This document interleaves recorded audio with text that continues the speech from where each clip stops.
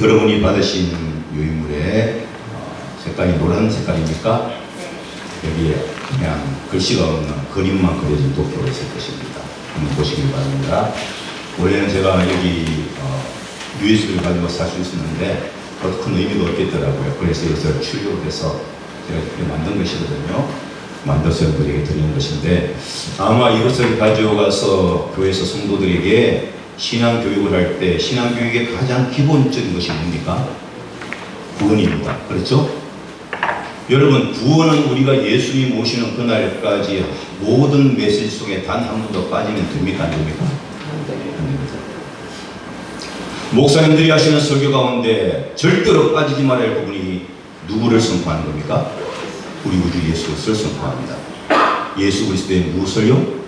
십자가의 대속의 죽으심과 부활을 선포하는 것이 우리에게 주어진 가장 중요한 사명입니다. 그런데 아마 여러분들이 하나님의 말씀을 선포하는 그런 분들의 설교를 많이 듣고 또 유튜브라든지 아니면 또 매스미디어를 통해서 많이 듣지만, 정말 말씀 속에 그리스도가 빠지는 경우 보셨습니까? 안 보셨습니까? 보셨죠? 예수님의 십자가, 그리스도 예수의 부활, 재림에 대한 부분을 사실은 놓치고 있는 경우가 너무나 많습니다. 우리가 창세기부터 계시록까지의 전체적인 내용을 읽고 또 읽어보면 그 모든 말씀 1189장 속에 담겨있는 수많은 구절들 속에 빠짐없이 채워져 있고 녹여져 있고 도도하게 흐르고 있는 하나의 중요한 사상이 뭔가 하면 하나님의 절대 주권에 대한 구속사입니다. 이 구속사를 빼놓으면 성경은 우리에게 필요가 있습니까? 없습니까? 없습니다. 아담과 하와의 범죄가 없었다면 성경이 필요했다고 했습니까? 없다고 했습니까? 없습니다. 아담과 하와의 범죄가 없었다면 교회가 필요해요? 필요하지 않아요? 필요하지 않습니다. 아담과 하와의 범죄가 없었다면 오늘날 저와 같은 복음사역자, 목회자 필요해요? 필요하지 않아요? 없습니다.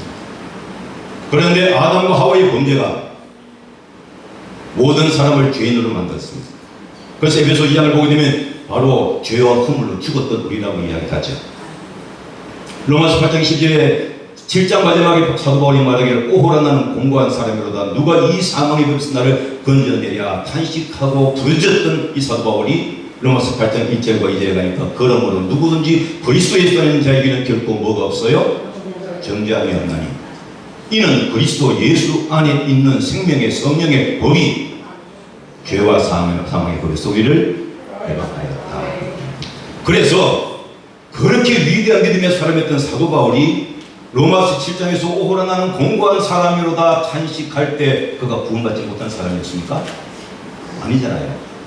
구원을 받았어요. 그런데 그가 왜 7장에서 말씀하기를 그렇게 표현했던 그가 로마서 8장 1절과 2절에 가니까 그리스도 예수 안에 있는 자에게는 결코 정죄함이 없나니 이는 그리스도 예수 안에 있는 생명의 뭐가? 성령이고 그게 뭡니까? 7장은 율법을 얘기하는 거예요. 그래서 사도 바울은 말하기를 내가 내 마음으로 내 영으로는 하나님의 법을 따르길 원하는데 그게 아닌데 어제 김태호 목사님 말씀 선포하셨잖아요. 우리와 저와 여러분은 흔히 말하는 전적 타락입니다. 전적 부패 인정하시죠? 장로교 교리잖아. 전 침례교 목사예요. 제 뿌리는 성결교입니다. 장로교 신학도 했거든요. 전적 타락과 전적 부패예요.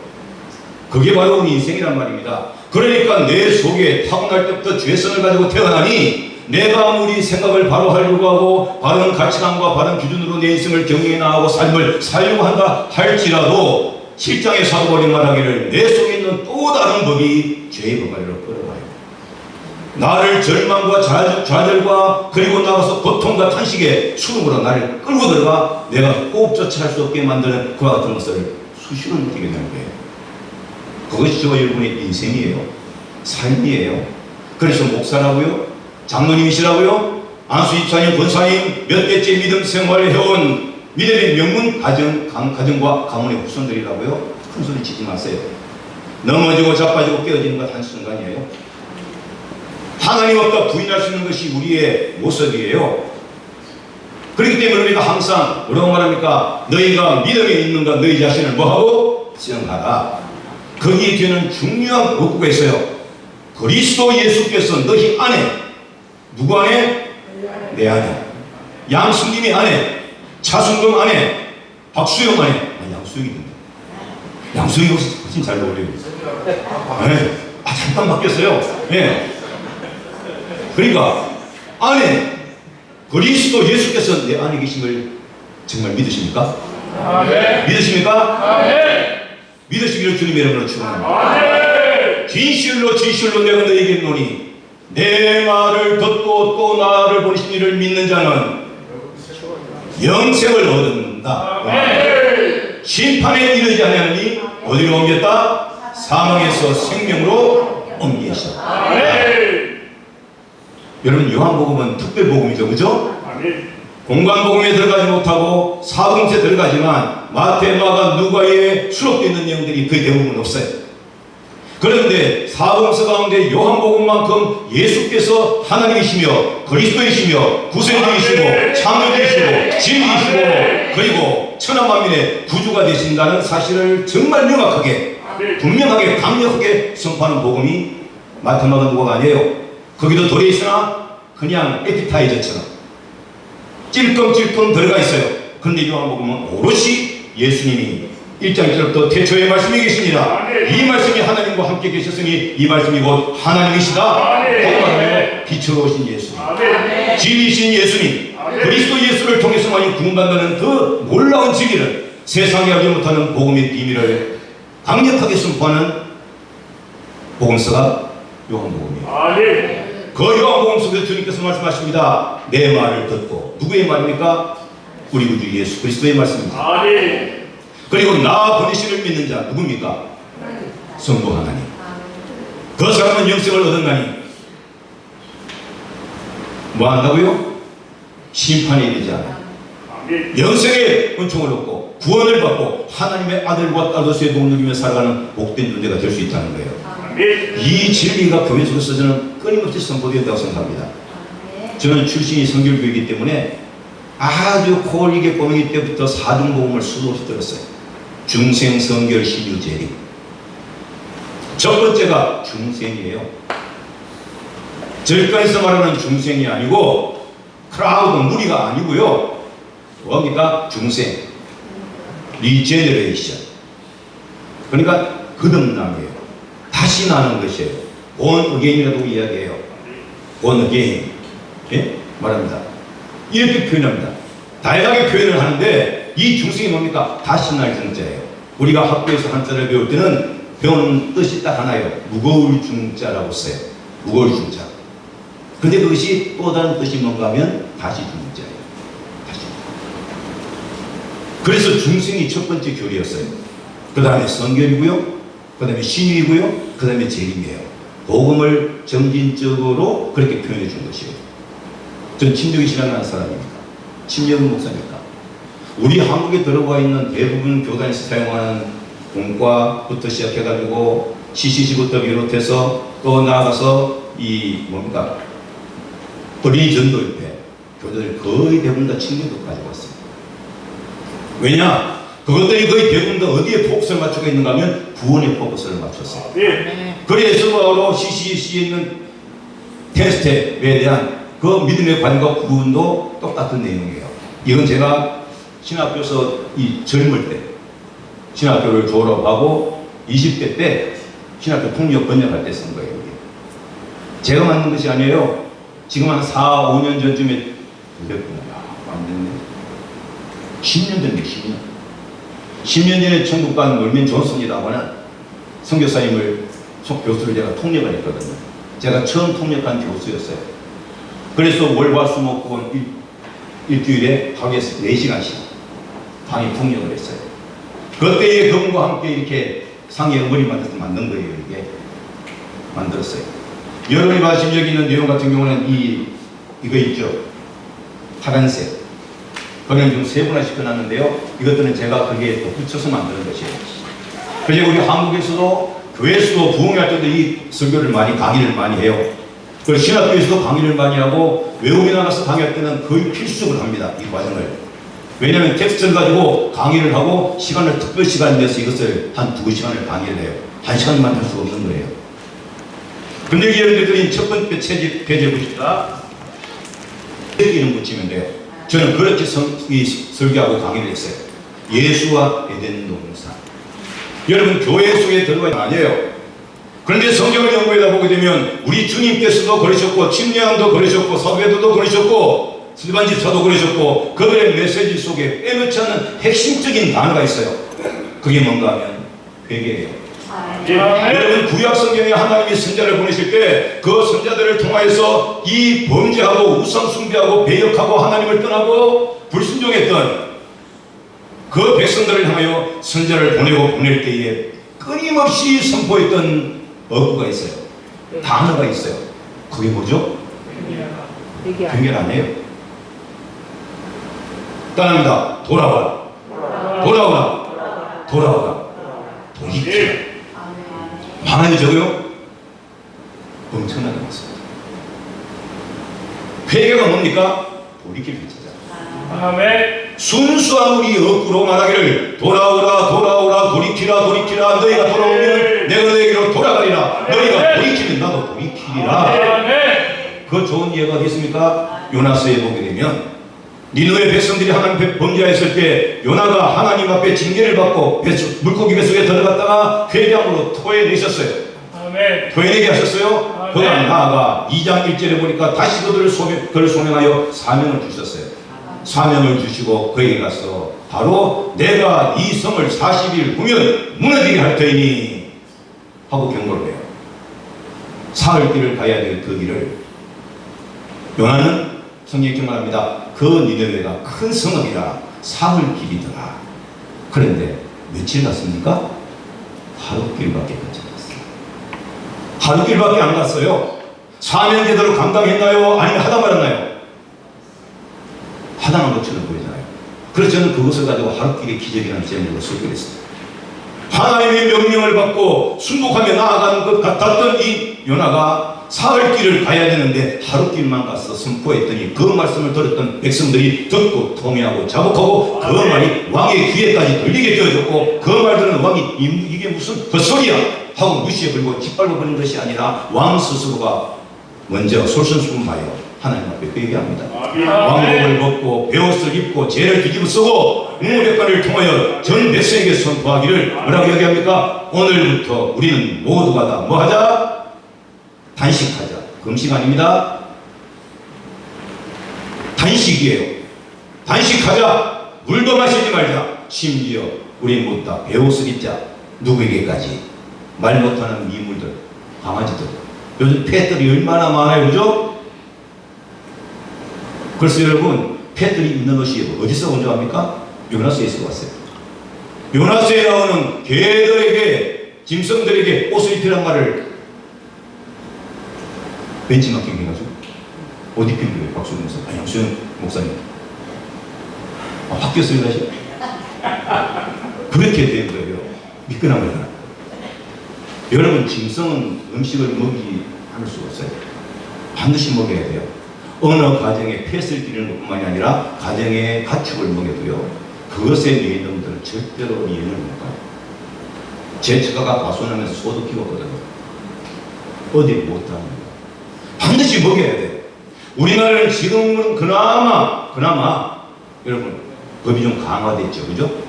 그래서 애완견들, 짐승들 합되면 벌을 받나요, 안 받나요? 받아요.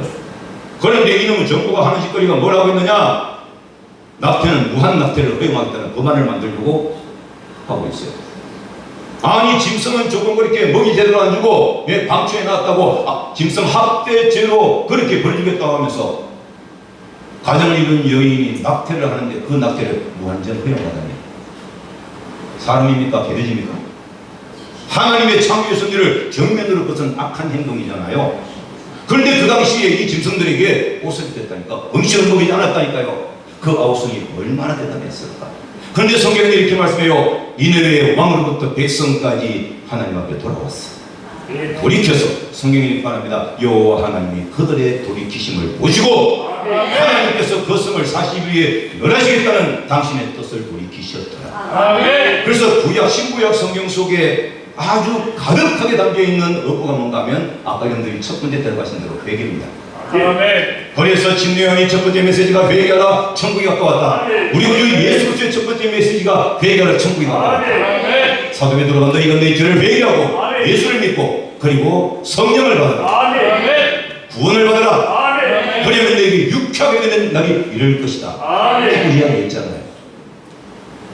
회개를 그만큼 강조했어요.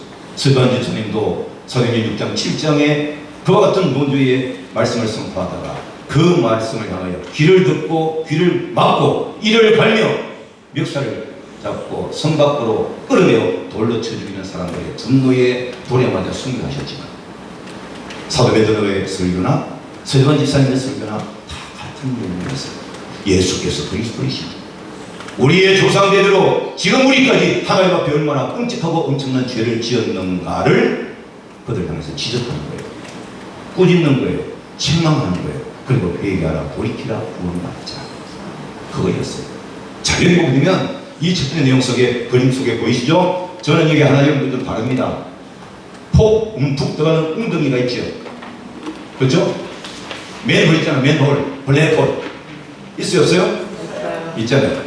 거기에 제가 뭘 했냐면 점으로 점점점점해서 십자가를 만들어놨어요.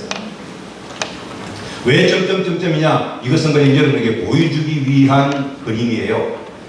어떤 하나님? 자존하시는 하나님. 아멘. 스스로 계시는 하나님. 영존하시는 하나님. 알파와 오메가가 되시는 하나님. 처음과 나중에 되시며 영원하신 하나님. 하나님께는 시간이 있어요, 없어요? 하나님의 시간은 없어요. 왜? 하나님의 시간은 베드로 3장처럼 하루가 천년 같고 천년이 하루 같은 것으로 하나님께는 날이 필요가 없으신 분입니다. 사시사철 연호를 정하시고 방관하들 정하시고 계절을 정하신 것은 누구를 위한 것이었어요? 우리 인간을 위한 것이었죠. 하나님은 알파와 오메가의 하나님이에요. 그래서 제가 이 도표 속에 여러분이 성도들에게 강의하고 소개할 때 이걸 사용하시라고 드리는 거예요. 이것 가지고 하실 때 하나님은 처음과 마지막에 되시고 영존하신 하나님이시다. 이걸 대전제로 해요. 그런데 하나님께서는 여러분이 받으신 두 번째 보면 거기에 아직까지 설명할 필요는 없지만 조금 지나가겠지만 여기 왜 제가 수능을 만들어 놨느냐. 이건 뭔가 하면 여기서 인간이 말합니다. 예수와 에덴 동산에서 하나님께로 나아가는 길이에요. 이 나아가는 길에 우리가 가는 그 길 속에는 인간의 힘과 의지와 노력과 공로와 방법 가지고는 도저히 건널 수가 없는 깊고도 넓은 수렁이 있어요. 그래서 바로 아담과 하와 이후에 인류는 신을 찾기 위해, 구원의 길을 찾기 위해 몸부림쳤어요, 안 쳤어요? 끊임없이 노력했어요. 우리 인류의 가장 오래된 종교라고 한다면 바로 조로아스터교예요. 우리가 학교에서 배웠던 배화교라고 표현하죠, 그죠? 배화교. 불을 숭배하는 뜻이 아니에요. 배화라고 하는 뜻은 무슨 가지고 있는가 하면 정의라는 뜻을 가지고, 저스티스라는 뜻을 가지고 있어요. 이란의 조로아스터가 시작을 했어요. 그리고 나온 것이 유교예요. 불교예요. 우리 기독교가 가장 늦게 나왔지. 예? 후에 물론 마음에서 나오겠지만, 그런데 바로 인간들이 다양한 종교, 첫 번째는 바로 아담과 하와의 다양한 종교가 만들어졌어요. 여러분, 세상 종교는 무엇에 초점 맞춥니까? 신을 찾아요? 영원한 세계를 찾아요? 아니면 뭘 찾아요? 여러분, 인간이 만든 세상 종교는 인간 자신을 신으로 만드는 종교예요. 내가 신이 되는 종교가 세상 종교예요. 신은 누구밖에 없습니까? 너는 나 외에 다른 신들을 내게 두지 말지니라. 이 말이 하나님이 세상에 다른 신이 있다고 말씀하신 겁니까? 아니면 신은 하나님밖에 없다고 말씀하신 겁니까?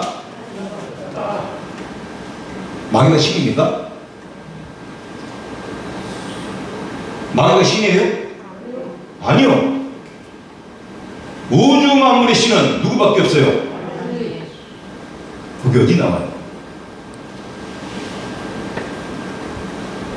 여호수아 5장에 여리고성을 무너뜨릴 때 사건 아시죠? 살몬을 비롯한 두 사람을 정탐꾼으로 보내요. 그 땅을 정탐하고 오게 만들죠. 그죠? 그때 갔을 때 그들이 찾아간 곳이 어디였어요? 그 여리고성에 있던 기생 라합이었죠. 그들이 들어온 것을 그들의 목색이 다르고 그들의 모습이 다르니까 여리고 사람들은 단번에 말았어요. 그리고 고발이 들어갔어요. 수색을 했고 라합이 찾아왔어요. 찾아왔을 때에 이 라합이 그 두 사람을 산디한테 숨겨줬죠. 왔을 때 거짓말했어요. 저쪽으로 가는 것을 봤어요. 따라간 다음에 그들이 나오게 한 다음에 뭘 합니까? 비유를 합니다. 너희가 섬기는 여호와 하나님은 이 예루살렘에 있는 사람 모두가 다, 이 주변 사람 모두가 다 상천하기에 하나님은 누구밖에 없다? 여호와밖에 없다. 있어요 없어요 성경에? 하나님만이 신이에요. 요엘에 있는 뜻이 여호와는 하나님이시다. 하나님만이 유일한 신이라니까. 그런데 사람들은 교회에 다니는 사람들도 예수 믿는 사람들도 하나님 이외에 다른 신들이 있다고 생각을 해요.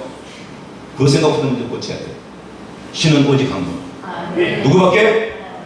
여호와 하나님. 삼위일체 하나님, 우리가 믿는 트리티인 것이죠. 삼위일체 하나님밖에 없다는 것이에요. 그 하나님 우리가 믿고 있다는 이야기예요.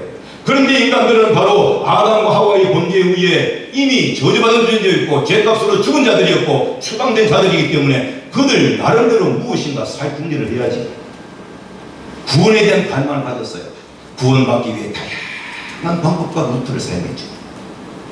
그 두 가지 것을 뭔가 하면, 예를 들면 윤리와 도덕을 통해, 선한 행위를 통하여, 작동삼위 종교를 통해, 여러 가지 많은 것을 통해서 바로 이 푹 꺼져 있는 이 푹 꺼진 것은 뭘 말한다면 죄의 수렁이에요. 죄의 장벽이에요. 예수님이 십자가에 달려 아 내가 목마르다 엘리 엘리 라마 사박다니 나의 하나님 나의 하나님 어찌 나를 부르십니까 부르짖을 때에 성전을 가로막고 있던 그 사겹의 두꺼운 암장이 마치 레이저로 차는 것처럼 쫙 갈라지나요. 그 전까지는 아담과 하와가 지은 죄와 우리 인생이 지은 죄가 하나님과 우리 사이를 가로막는 뭐가 됐습니까? 그 어떤 방법으로도 뚫을 수가 없는, 통과할 수가 없는 끔찍한 장애물이 되었단 말이에요. 그런데 그것을 예수님의 십자가의 대속의 중심이 한 방에 열어져 치셨죠. 에베소에 말합니다. 당신의 육체로 단번에 제물로 드리셨어요. 어떤 제물? 화목 제물로 드리시고 하나님과 원수되었던 우리 사이를 다시 한번 뭐 했어요? 화해하게 그리시고 화목하게 화해하게 만드십니다. 그래서 우리가 우리 입술로 가면 하나님을 누구라고 불러요? 로마서 8장에 말하기를 아바 아버지, 아바 파페, 그렇게 부르잖아요. 그와 같은 신분으로 변화시켰어요. 이것을 벌써 12장 7절에 말씀하기를 뭐라고 말합니까? 하나님은 너희를 아들로 대우하시는다.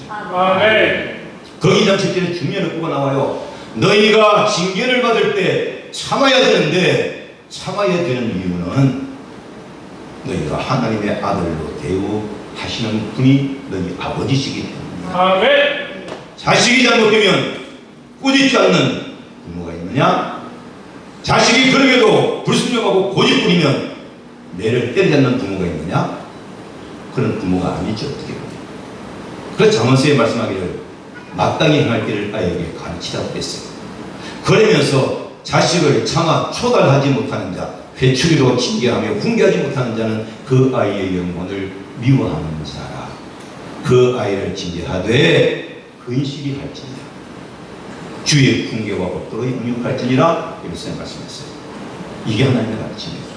그래서 그렇게 쭉 하는데 인간이 다양한 방법으로 애를 써서나 이 감을, 그러니까 이 두터운 죄의 수렁을 자신의 노력과 의지와 방법으로서는 도저히 통과할 수가 없었어요. 그런데 하나님이 어떤 역사를 쓰느냐? 자, 여러분 받으신 파란색 보세요. 파란색.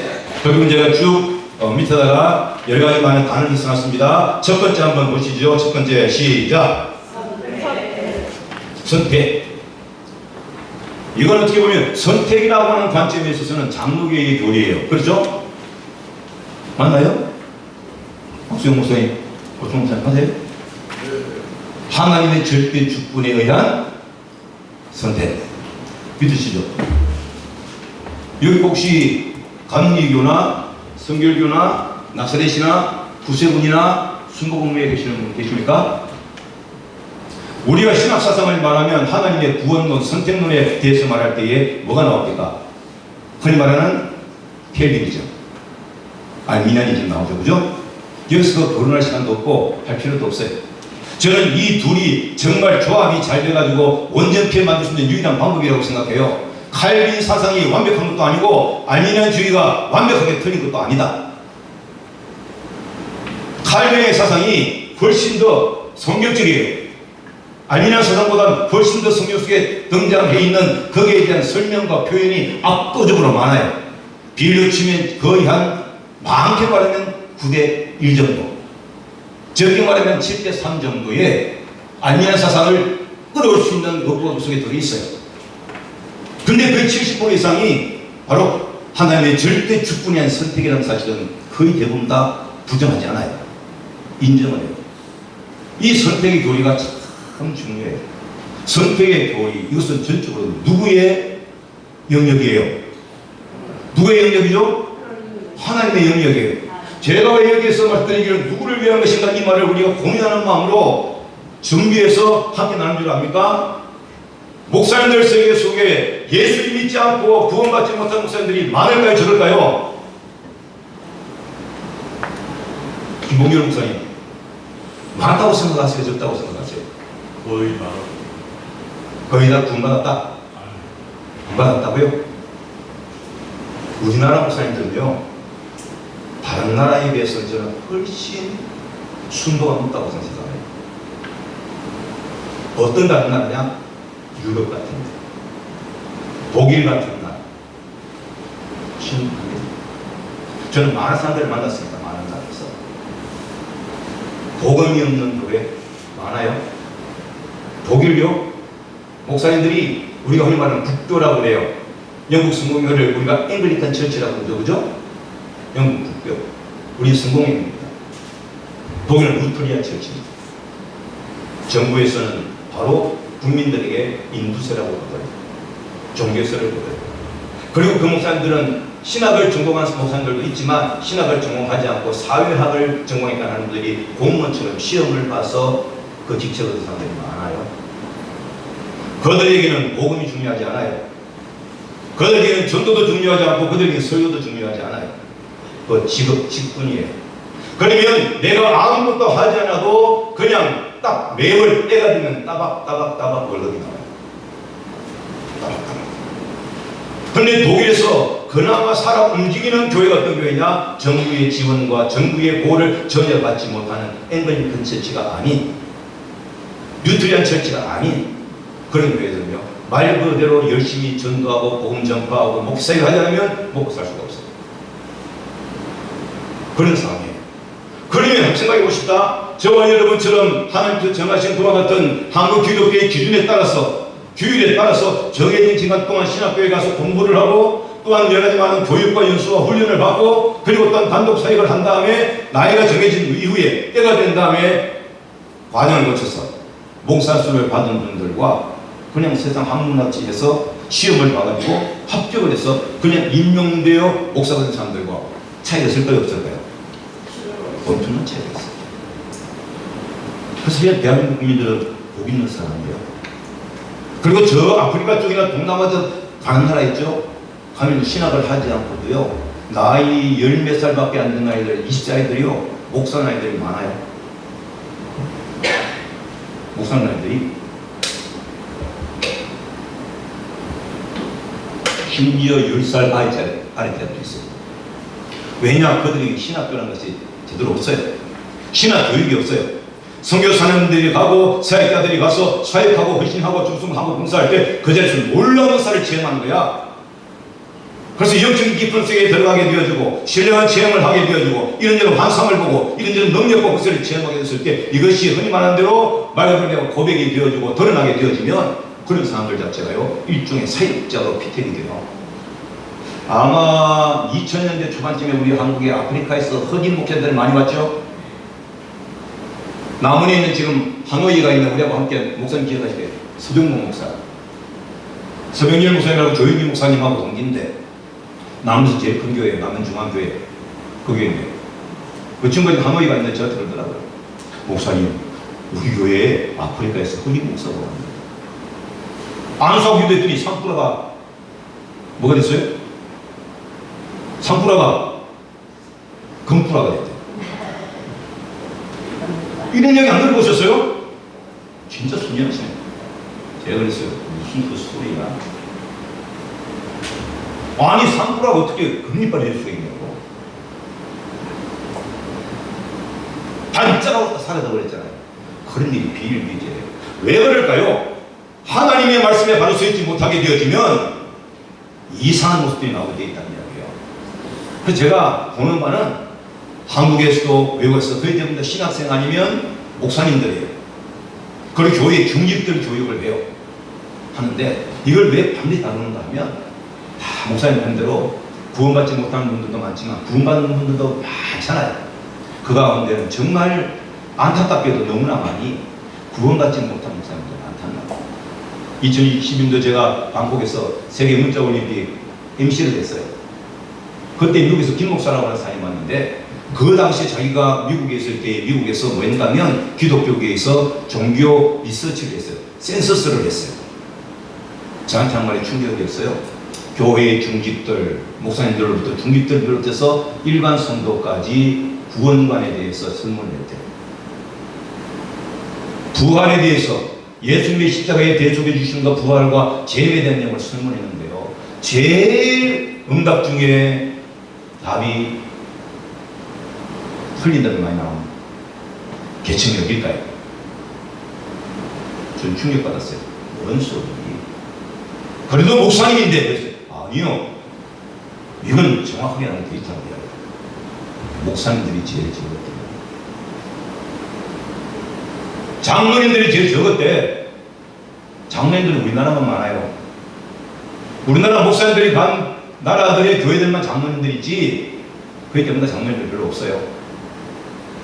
그런데 그들이 대부분 다 상당수가 천국 없다고 생각합니다.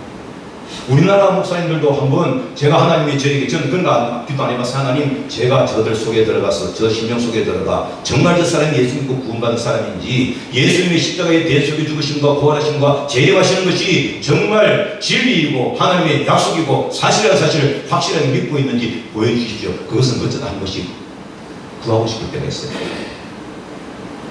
지금 한번 여쭤볼까? 그러면 뭐라고 그러실까요? 상당히 많아요. 생각보다 많아요. 그래서 저는 성경에 나오는 데이터를 가지고 과연 천국 들어갈 사람이 몇 %나 될까? 성경에 그냥 주님께서 말씀하신 비유들로 제가 유추를 할 뿐이에요. 유추. 4가지 밭 중에 1가지가 열매. 그렇죠? 그 다음에 달란트 비유 가운데 2. 그 다음에 처녀들 가운데 절반 5. 그리고 나아가서 양과 염소. 나오죠, 그죠? 이렇게 저는 나름대로 유추를 해봐요. 그거 정확한 건 아니에요. 그런데 생각보다 많지 않은 것이죠. 특히 우리 시대는 그렇게 생각해요. 그래서 누가 선택받았는지 몰라. 그래서 여러분들 전도해야 돼요. 전도하시죠? 어제 아침에 제가 목사님 먹었다고 보면서 포도 가게 가가지고 전도했어요. 끝나고 오후에 가가지고 목사님들 4분 모시고 가가지고 또 갔어요. 갔더니 이번에 남편이 있더라고. 그래서 포도를 우리 8성이나 샀어. 김태형 목사님 가진다고 3개 가져가지고 제가 5개 샀거든요.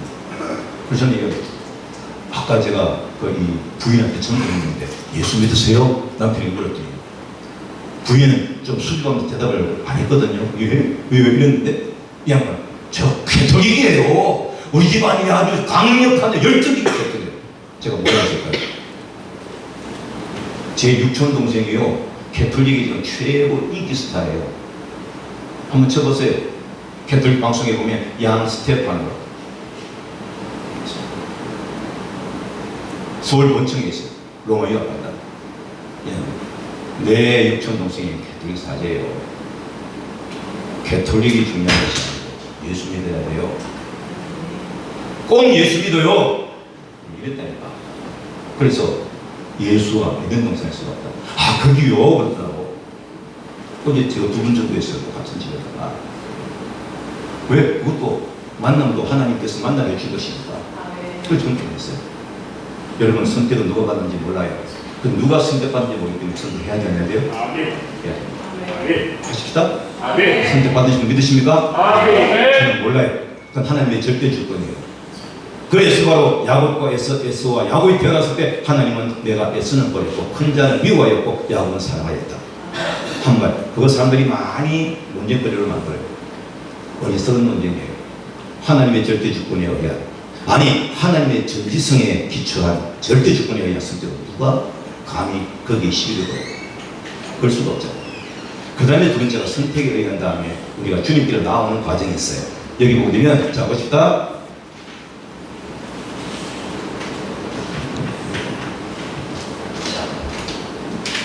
이 말씀 선택의 교리는 요한복음 10장 16절 다 하시는 내용이에요. 읽어볼 필요가 없어요. 너희가 나를 택한 것이 아니라 내가 너희를 택하였다는 말씀입니다. 그런데 이 말씀에 기초해서 우리가 교회 속에 나오는 과정까지는 다 차등이 있겠지요. 그렇죠? 우리 목사님은 예수 믿으신 지 얼마나 되셨어요? 30년이요? 그러니까 이제 나이가 드셔서 다니셨으니까 어릴 때와 다르죠. 저 같은 경우는 진짜 뻥이드 다닌 사람이잖아요. 여러분 정말 홀리게가 교회 다녔을 때 하나님 말씀 들으면 얼마나 제대로 깨닫겠어요? 제가 6살, 7살, 11살, 12살 때 그렇게 듣고 보고 외우고 했던 성경 구절들이요. 그때는 그냥 재미삼아 외웠고 재미삼아 공부했고, 그리고 나도 퀴즈 대회 나가고 성경이 그러니까 시험 대회 나가가지고 왜? 상 받으려고 나간 거예요. 남성 대회 나가지고. 그랬지 아무런 의미 없이 한 것과 마찬가지예요. 그런데 이 나이가 되었어요. 60년 가까운 세월이 흐른 다음에 그때 그때는 아무것도 몰랐는데, 뭔지 몰랐는데 세월이 거듭되어져 갈수록 그것이요 마치 내 속에 진하게 꺼내는 것처럼요, 공국처럼 우러나요. 어제 왔던 감정이 오늘 감정은 똑같을까요? 다를까요? 달라요. 그런 것처럼 우리가 예수님도 똑같아요. 여러분 예수 믿는 거, 여러분이 누군가의 전도를 통해서 교회에 인도되어 왔지요.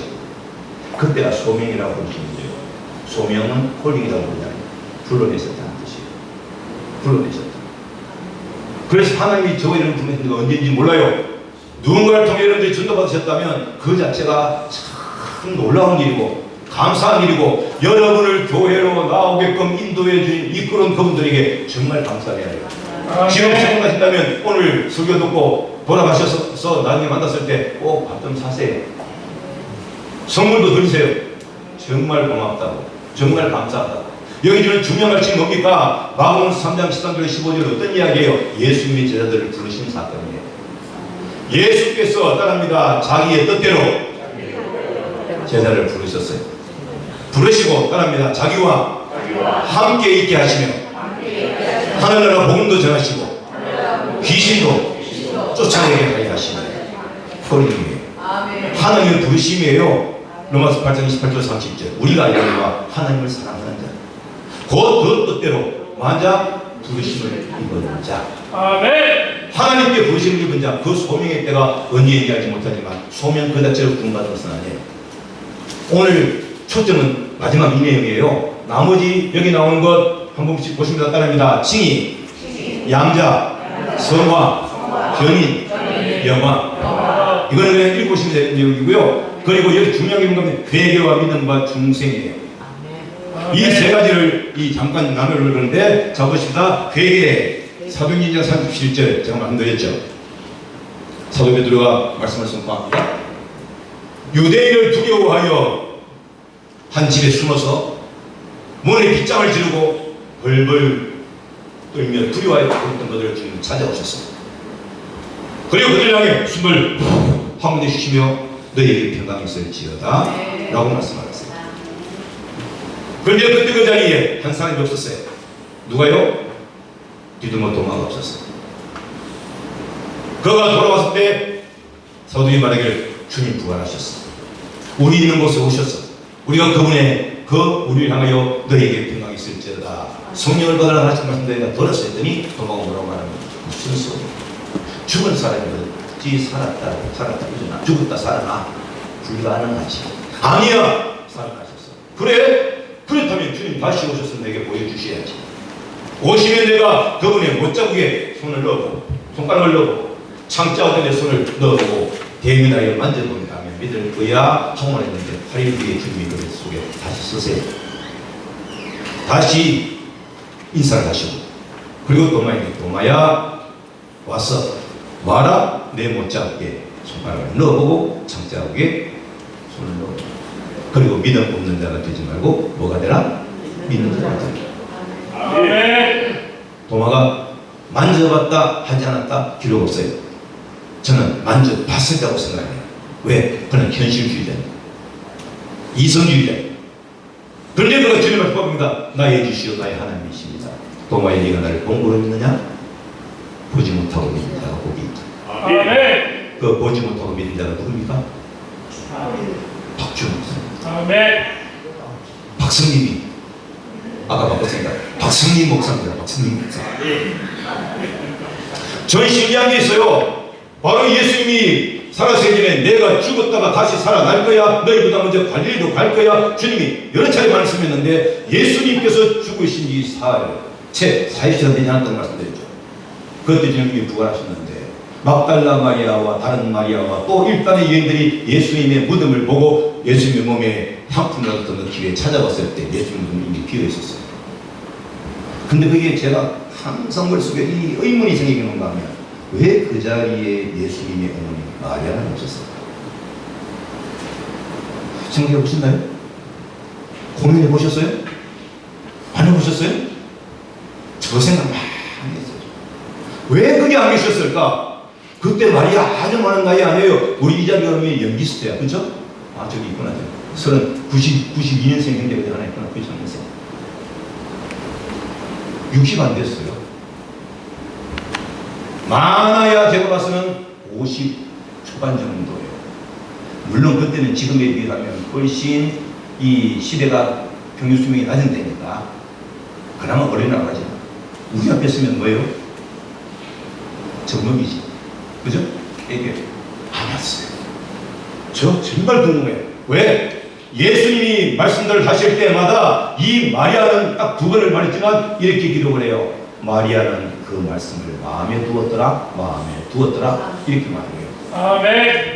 주님 하신 말씀이 전혀 상식적으로 이해가 되지 않는 말씀으로 내게 주어졌는데 마리아는 그 말씀을 스쳐 듣지 않았습니다. 요새는 그 말이 없어요. 마리아는 그 말씀을 마음에 두었더라 했는데 아멘. 10개월 동안 예수님을 자기의 태를 빌려줘서 담았던 사람 아닙니다. 젖을 먹였던 사람 아닙니다. 그런데 그 자리에 오셨어요. 참 궁금해요. 지금 답을 내릴 수는 있지만 혼란 빠지고 먼저 빼야 된다. 시간도 없기 때문에.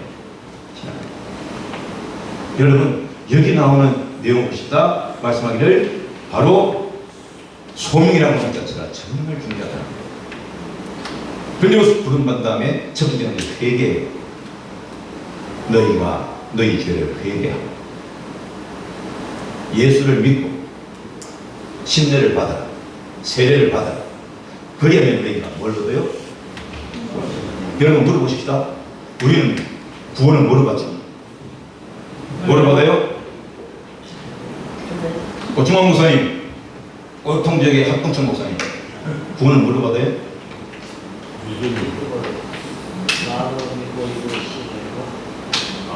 정확히 그죠? 여러분 믿음으로 구원받습니까? 회개함으로 구원받습니까? 믿음으로 구원받아요? 회개로 구원받아요? 그러면 예수님이 회개하는 친구를 갖고 왔느냐? 신령하니 회개하는 친구를 갖고 왔느니라. 사도 베드로가 형제들아 우리가 어찌할꼬 하고 말씀 듣는 사람들이 그날 가슴을 두드리며 부르짖었을 때 사도 베드로 말하기를 너희가 너희 죄를 회개하고 예수를 믿고 침례를 받으라 세례를 받으라 그리하면 너희가 구원을 받을 것이라 하는 이 말에 그러면 왜 회개로 문제가 왔을까요? 이거 심각하게 고민해 본 적 있으십니까? 성경은요 하나님의 구속사가 도덕이 흐르고 있는 전체적인 내용이라고 한다면 그 구속 속에는 회개에 대한 내용이 어마어마하게 담겨 있잖아요. 예수님 말씀 속에 나오는 내용은 전부가 다요 거의 대부분 다 회개라는 이야기 아니었어요? 회개란 거예요. 회개가 믿음이냐 회개가 먼저냐 믿음이 먼저냐 믿음이 먼저냐 회개가 먼저냐 회개? 누가 회개라고 했어요? 상무 목사님이 했어요? 여기? 회개가 문제예요? 믿음이 문제예요? 믿음이 문제예요? 회개가 문제예요? 네? 에이, 그거 좀 짚어맞춰요. 회개가 무슨, 보니까 회개가 먼저 나오잖아. 성경적, 이건 논리적인 설명이에요. 논리적. 예? 사건적 설명이 아니고 논리적 설명이에요. 뭔가 하면, 여러분, 회개가 믿음이에요. 믿음이 회개예요. 인정하시죠? 믿음과 회개는 분리 불가능해요. 시간적으로 차이가 없어요. 흔히 말하는 대로 세상에서 가장 빠른 것이 뭡니까? 눈새도 키지. 그럽니다. 눈, 깜짝할 사이. 그렇잖아요. 그렇군요. 이 회개와 믿음은요, 그 무엇이 먼저인가를 분간할 수 없어요. 그런데 성경에서 말할 때 믿음도 강조하지만 회개를 너무 강력하게 강조를 해요. 그래서 진리 요한뿐만 아니라 예수님뿐만 아니라 사도 베드로, 스데반으로, 사도 바울로 등등 한 내용들이 뭔가 하면 항상 회개를 대전제로 해요. 왜? 참된 믿음은 회개라고 하는 것을 기초로 해서 나타나는 고백입니다. 액션이에요, 그게. 그래서 바로 이 회개와 믿음은 앞뒤를 바꿔도 상관이 없어요. 근데 성경을 논리적으로 우리가 살펴보게 되면 회개가 먼저거든요. 그리고 믿고, 그렇잖아요. 사도행전 보십시다. 자, 2장, 사도행전 2장.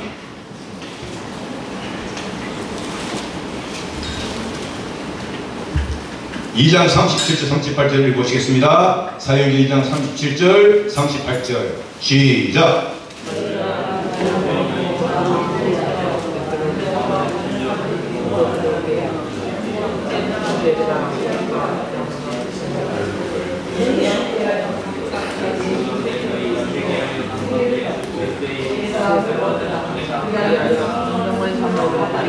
아멘. 여기 회개가 나오잖아요. 또 3장에 가면 이렇게 말씀합니다. 3장에 자 보십시다. 여기 19절에 있습니다. 19절 같이 있습니다. 시작. 그러므로 너희가 회개하고 돌이켜 너희 죄 없이함을 받으라. 이같이 하면 유쾌하게 되는 날이 주의 앞으로 이를 것이다 라고 말해요. 자, 여기 보게 되면 너희가 너희 죄를 회개하고 예수 이름으로 침례를 받고, 여러분 교회에서 세례 받을 때 어떤 사람에게 세례 줍니까? 저는 성경이 주니까 성경에서 세례 받았다니까. 침례교 목사가 되기 위해 우리 집사람은 장로교 통합청인데 통합청 사람이 있음에도 불구하고 목사의 아내가 되기 위해 저와 같이 함께 세례에서 침례를 받았어요. 어떤 사람에게 세례를 주고 어떤 사람에게 침례를 줘요? 딱 이유는 가장 중요한 기준이 우리 한국 기독교를 기준한다면 따릅니다. 예수를 그리스도로 믿는 믿음의 확신과 고백이 있는 사람. 그렇죠? 그 사람에게 주죠. 아무나 막 줍니까? 실제로 아무나 막 줘야죠. 예수님이 누구 죄를 위해 죽으셨습니까? 물으니까요, 한 분이 한 분이 우리 며느리 죄를 위해서 죽으셨어요. 들어봤어요? 안 들어봤어요? 예수님이 십자가에 달리시고 부활하신 거 믿으시죠? 예. 그러면 지금 예수님은 승천하시고 어디 계시죠? 예, 예천 우편국에 계십니다. 그 제 이야기랑 지은사가 하신 말씀이에요. 신력이 옛날에 나이 많은 어르신들이 오셔서 수혜 목사라고 그러잖아요. 초대교회 때. 다니시면 한지에 가면 진짜 대대적인 부흥회가 열렸어요. 열렸을 때에 그때에 침례식을 했어요. 그래서 교회에 나온 지는 제법 오래됐지만 아무것도 모르는 시어머니를 둔 젊은 며느리가 시어머니에게 어머니 이번에 침례 받으셔야 되니까 침례 응답을 하는데 꼭 질문할 때 이렇게 물으시면 이렇게 대답하세요. 알았어. 어머니 예수님이 누굴 위해 죽으셨어요? 하고 말하면서 하니까 글쎄 네. 어머니 따라하세요. 어머니 예수님은 나를 위해 죽으셨어요. 나를 위해. 이런 거예요. 알았어. 나를 위해 죽으셨다고. 그리고 예수님은 십자가에 죽으시고 부활하셨는데 부활하시고 성천하셔서 지금 하나님 어디 계신다고? 하나님 보좌 우편에 계신다. 앉아 계신다. 서 계신다. 이렇게 나오는 성경이요. 하나님 보좌 우편에 계세요. 그랬더니 알았어 그랬어요. 목사님 앞에 딱 갔는데 자매님 반갑습니다. 예수 믿으시죠? 예. 예수님은 누구 죄를 위해서 죽으셨죠? 너무 당당하게 예 우리 저 며느리 위해서 죽으셨습니다. 뻥쳤지 완전히. 그죠? 그런가요? 누구 위해 죽으셨다고요? 목사님 안 가르쳐 주겠어요. 따라하세요. 예수님은 내 죄를 죽으셨어요. 그 다음에 예수님은 지금 어디 계시죠? 했더니 예, 그 영궁에 경북 예천 영궁이라는 데요. 영궁 우평국. 옛날에 우체권 옛날에 우평국이라고 했어요. 왜? 하나님 모두 우평에 계신다고. 탈락이야. 옛날에는요, 이 세례문답, 침례문답 해가지고 통과 못하면 못 받았어요. 못 받는 분 많아요. 여러 차례, 오래오래 걸리는 분 많아요. 이게 참 중요하다는 거예요. 여러분, 회개와 믿음과 회개는 하나입니다. 하나. 순간적인, 찰나적인 사건입니다. 그래서 내가 회개했다는 것은 믿고 있다는 뜻이고, 믿는다는 말은 회개했다는 뜻이에요. 그 순간에 내게 순간쯤이라는 것이 세 가지가 연속적으로 탁 일어나요. 그게 뭐냐? 따릅니다. 중생, 칭의, 양자. 이 세 가지는 순간적이에요. 요 다섯 가지가 순간적으로 일어나요. 다섯 가지가. 그래서 바로 회개와 믿음과 중생과 칭의와 양자 다섯 가지는 순서가 없어요. 완전히 한순간에 순간적으로 일어나요. 왜요? 내가 내 죄를 회개하고 예수님 내가 구원받은 것이 중생이야. 구원받은 그 순간에 내 속에 어떤 것을 했답니까? 성령 하나님의 감동과 역사와 하나님의 절대 주권의 은총에 의하여 내가 구원받아 하나님의 아들로 뭐가 돼요? 양자가 되어지는 거예요. 양자. 그죠? 그 양자가 되면 먼저 전제 조건이 뭔가 하면 칭의가 먼저 돼야 돼요. 칭의라고 하는 말이 우리말은 한자 표현이 있는 그런데 영어를 justification이라는 단어를 써요. justification은 뭔가 하면 법이라는 뜻이에요. 정의라는 뜻이에요. 대한민국 법무부 장관을 두고 말할 때 Minister of Justice 이렇게 돼 있어요. 그러니까 정의부 장관이에요.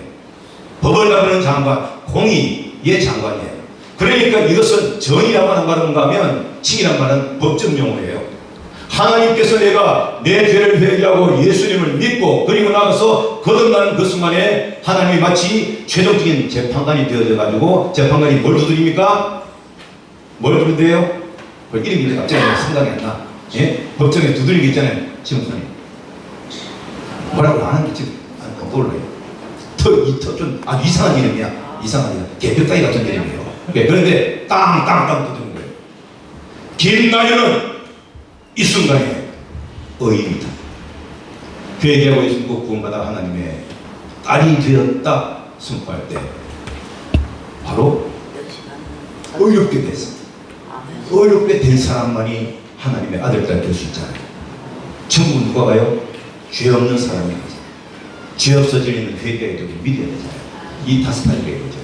그런 다음에 그 뒤에 따릅니다. 성화, 견인, 그리고 영화.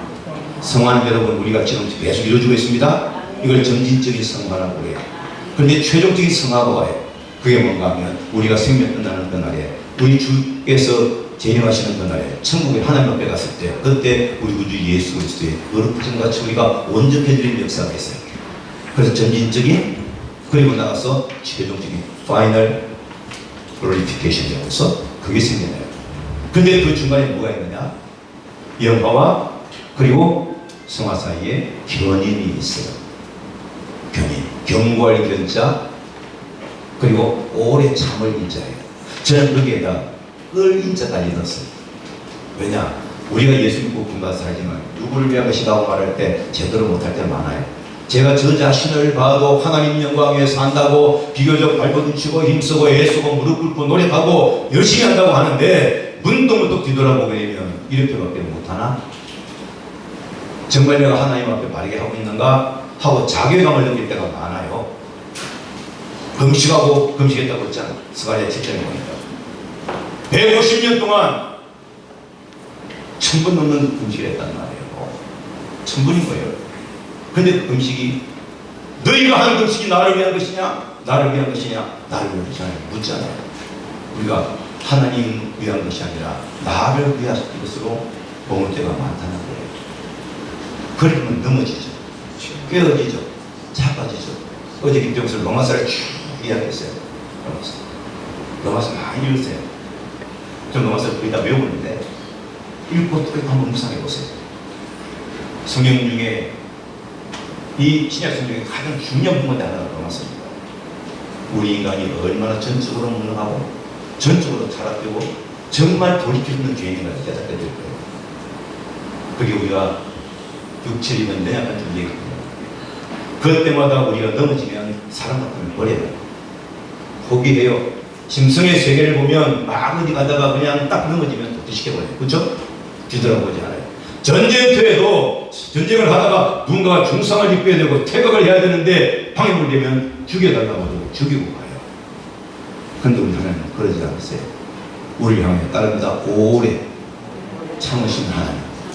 어제나 오늘이나 영토록 변함이 없으신 하나님. 아멘. 그래서 우리 향해 끝까지 참으세요. 오래 참으신다는 영어로 롱 스프링이라고 표현해요. 롱 스프링. 갈라디아 5장 10에 나와요. 오래 참은 롱 스프링이에요. 스프링이 뭔가 하면 고난이에요. 고통이에요. 긴 고통이에요. 그 긴 고통을 참아내는 것이에요. 하나님은 우리를 향해서 오래 참으세요. 그런데 10장에 15가지 사랑 가운데 3분의 2가 인내와 관계 들어가 하시죠. 우리 향해 오래 참으시고 붙드시고 품으시고 안으시고 손잡아 입으시는 분이 하나님이세요. 이 과정이 구원의 열정이에요. 그래서 마지막에 최종적으로는 영광이에요.